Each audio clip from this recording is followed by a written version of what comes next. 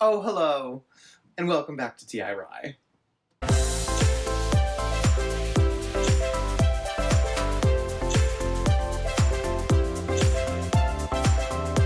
Okay, so today, like most days, we are doing a craft that I've never done before, and we're just gonna figure it out. Recently, I moved into this cool new apartment, and I've got a back patio, and I was very excited because something that I've always wanted in my life is like a bunch of birds that are loyal to me.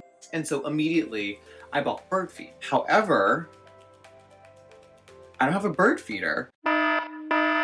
So today we are making a bird feeder. Part of also why I wanted to do this craft is because ever since reading Alex London's Black Wings Beating, I have just like wanted to befriend birds, mostly to like prove that I am like worthy of like their trust. If anyone hasn't read that book, it's fantastic. It's about this world that has like an entire economy and civilization built on birds. Not like literally on top of them, but like they're like symbolic and like mythical and powerful, and falconry is a big part of the book. Granted, if I was part of that world, I would be killed immediately. So this is basically as close as I'm going to get to being a character from Black Wings Beating. Okay, so per usual, I didn't buy anything for this. I just am using stuff that I had around, and most of it is stuff that I pulled out of my garbage. And I do want to say, kids, normally I would tell you not to try this at home, but right now I'm doing this during quarantine because of coronavirus, so you should be home.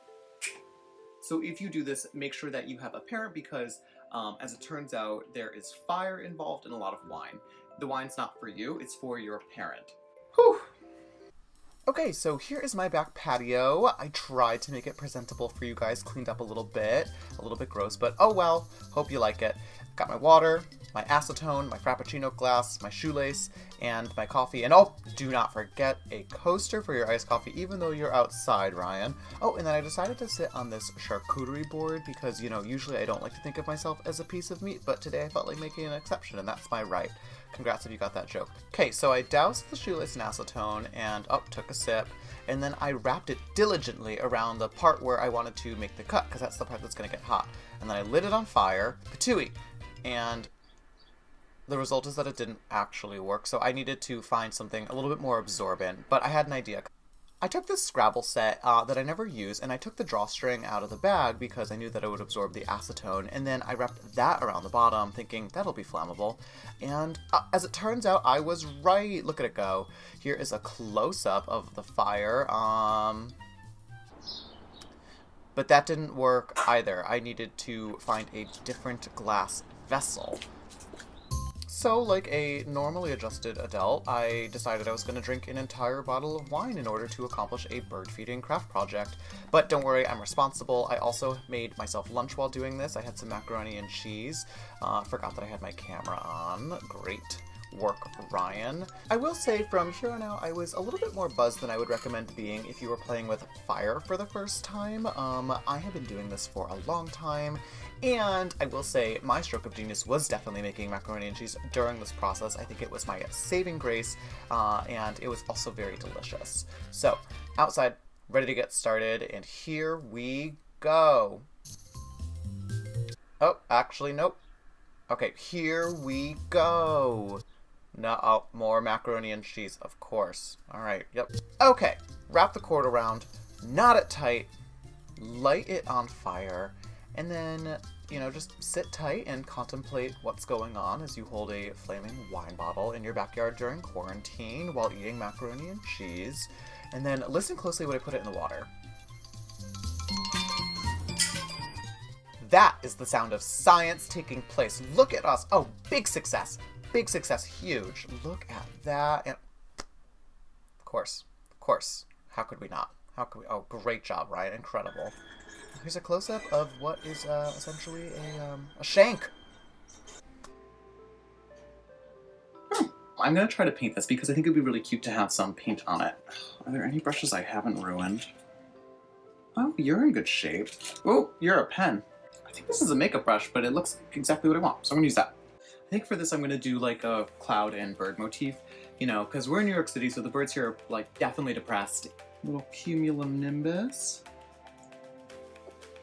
You came out good. You should talk to your siblings. That's not bad, right? It's a cloud. It's definitely a cloud. I think this is cute. Okay, so the clouds were painted, and then because I got a little inspired. I also painted these cute little birds on top. Look at these little babies. I can't just glue this because the seeds need to like to be sort of like separated in order to get out. So I need something that can sit on top of this and sort of lift it off a little bit. And so, because I decided to make enemies with every librarian in the world, I'm going to be using Scrabble tiles.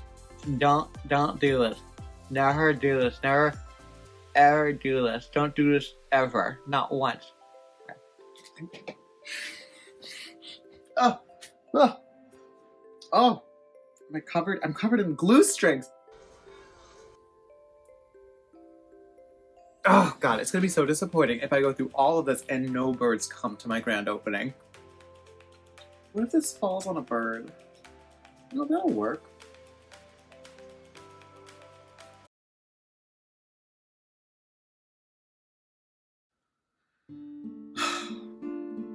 You know, I had a bird once. My first bird's name was Cloud. It's a beautiful parakeet, blue with like white clouds on her. And then my brother, out of jealousy, I imagine, also got a bird. His bird was green and yellow, very ugly. It was named Cuckoo, and Cuckoo was a little bit unright and murdered Cloud. Murdered her. So then we got another bird, Penelope, or maybe she was Buttercup. It was Buttercup colored. One day she went missing and I looked for her forever and I figured out that like something was wrong. How does a bird just like go missing? And I asked my father about it and he was like, I don't want to tell you, but she was murdered as well. She was not murdered by Cuckoo. She was murdered by a Rottweiler named Zoe. I owned a bunch of other birds after that, and they all had very gruesome murders.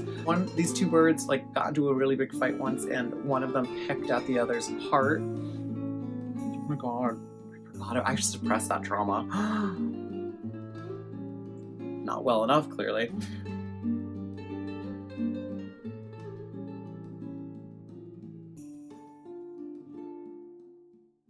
Hello, it is Sunday and the final day of my birdcraft project. Ready to see? Bam! Look at her! Oh, she is stunning! Oh my god.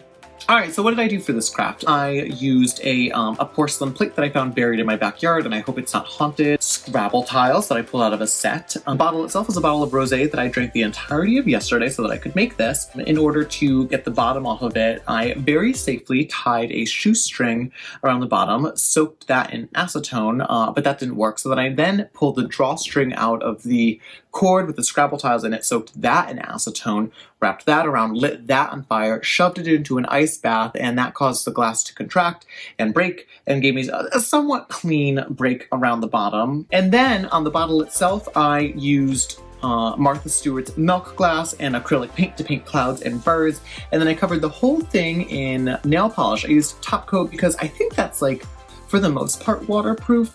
It might not be, but it was better than nothing, so that's what I went with. So thank you for crafting with me. Thank you for coming to another episode of D.I.Ry with me, Ryan Sala. If you end up making your own bird feeder, good luck. Let me know how it goes. If you end up doing it differently than this, that's totally fine. I would love to see how it turns out. Unless it's better than mine, in which case it is very important that you do not tell me.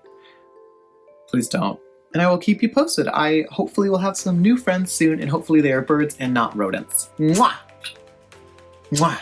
Yes! Is this cute? Is this cute?